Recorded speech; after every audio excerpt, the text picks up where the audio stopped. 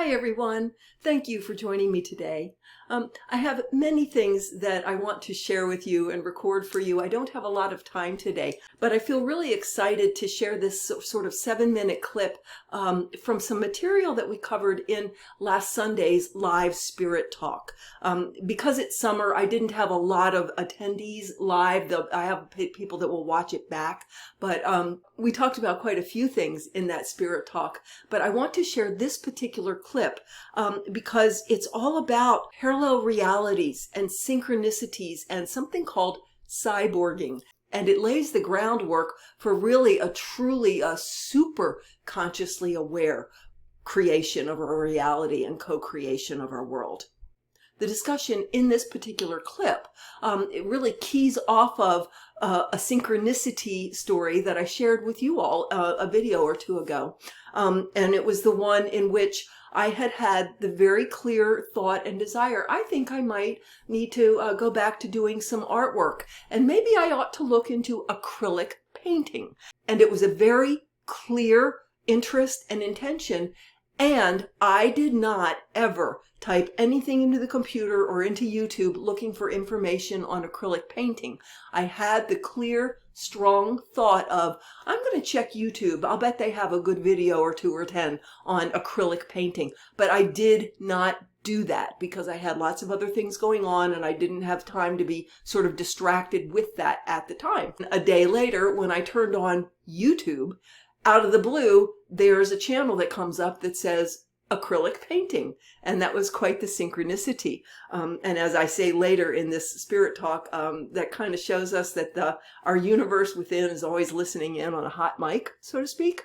So in any case, that's the framework for this particular clip in which we have a discussion about parallel realities, timelines, synchronicity, that cyborging that I mentioned. And just to give you a heads up here, when the Spirit Talk was over and everyone had left the meeting, I thought, I never did give them sort of my intuitive, energetic insight into what really happened there with that synchronicity. So I jumped back onto Zoom. All this was done via Zoom, and recorded a little 3-minute insight into what I think was really going on, what I feel was really going on there. So anyway, I hope you enjoy the clip. If you would like to watch that entire Spirit Talk, you can go to my Patreon page, which is Kathy Hazel Adams Quantum Spirit, and all paid Patreon members have access to the entire library of recorded Spirit Talks. And the memberships start at $2. So you could pay as little as $2, watch as many of the Spirit Talks as you like, and then cancel your membership if you choose to. So I hope you enjoy the clip. Have a wonderful day. And think about parallel universes. In the quantum field, every possibility is there. We focus on one, we vibrate in one and experience one, but the other ones are still there. The mouse is a good example. If there's a mouse running around your room and you're cyborging it, for instance, you're playing with this and cyborging it. Not saying I could direct a mouse. I'm not that good. Maybe I am. I don't know. Maybe you are. So the mouse is running this way. He has to go left or right. Let's say he comes to the wall. If he goes right, there's a version of him that goes left. Just by definition. By definition. Whatever you choose, the versions that you didn't choose still exist vibrationally, not just as theoretical possibilities. They actually exist. That's what the quantum field is. Now, I learned all this from Seth, but then, of course, when I'm reading about quantum physics, it's like, well, yeah. You ask the electron, where is it? Well, I'm here, except for I'm also everywhere else, too. Where do you want me to be? Where are you going to observe me to be? That's the quantum field. Every possibility is true. As Seth put it, if there's a green apple with a freckle, there's a green apple without a freckle. There's a green apple with 5 freckles. There's a green apple with a red spot. I mean, every single possibility implies the existence of all other possibilities. So back to that mouse. So if I'm going to quote unquote cyborg, because it sounds like such a cold technical term, but if I'm going to choose to experience that mouse going left, that's my conscious intention, and I have the ability and the confidence to choose that. to know if I choose it, it's going to happen. Um, aren't I really picking up, going into vibration with the version of that mouse that goes left? Do you see what I'm saying? Yeah. I'm not controlling that mouse. It's right. I'm not taking over the will of that mouse. I'm Right. putting myself in vibration with the Right. version that does that. Right. There it is. That was a long way to get where I'm going with this. And this is what we're doing all the time, guys. Yeah. So when there's a synchronicity, um, that doesn't, it's not an or. It's like, yeah, your inner self, you're ready to, this is the best path for you, and you intend the best path for you. So you go into resonance with a version that shows you that, for instance. I just got to thinking about parallel universes and cyborging and how they're the same thing. Back to the computer not doing what it's supposed to do. It's like, right, there's a version of it that works fine, and then there's a version of it that's fritzing and being a you know what that day. Well, Yeah. if you're confident and you know which version you can have and you want, you get the version that does what it's supposed to that day. See what I mean? Hmm. You're moving amongst possible parallel realities. Seth called them probabilities. You can call it timelines. Timelines aren't these long set things. It's just, what reality am I vibrating in? Um, so anyway, I wanted to share that because it's got huge, the implications go huge. Yeah. Which parallel version, and because all the higher dimensionals now are talking about this very thing, and this is the principle it's based on.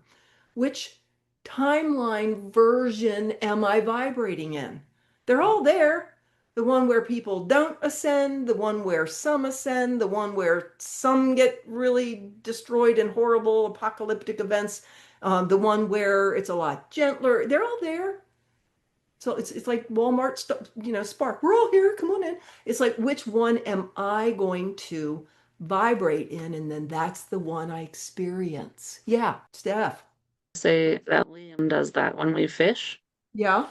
He'll be like, "Fishy, where are you? Please jump on my hook." And nobody else were catching fish, and he would catch a small fish or even a bigger fish, but he would just catch a fish, Yep. and everybody would laugh. And I'm just like, that's what he's That's how it doing. works. He, Yeah. and so, Liam, her son, her youngest son, I have christened him because it's become very, very apparent. He's one of what I call the new crop. He's Mm. already where the rest of us have taken decades to get to consciously. And of course, he's got the right mom, who's nurturing, supporting, and helping him. Um, yeah, that's cool. That's really cool. Yeah. Yeah, and that's where then the ask, you start being able to ask.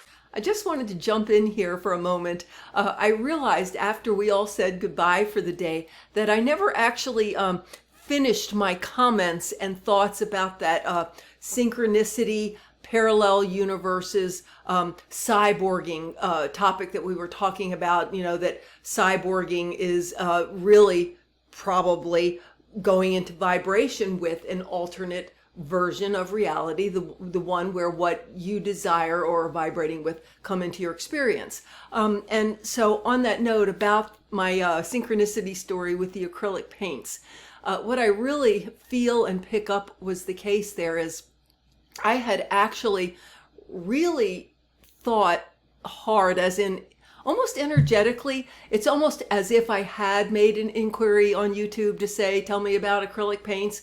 I never did. And I know that I didn't, for sure. Not a question. I think what happens is the veil becomes very thin. It becomes very easy to move from one version of reality to another.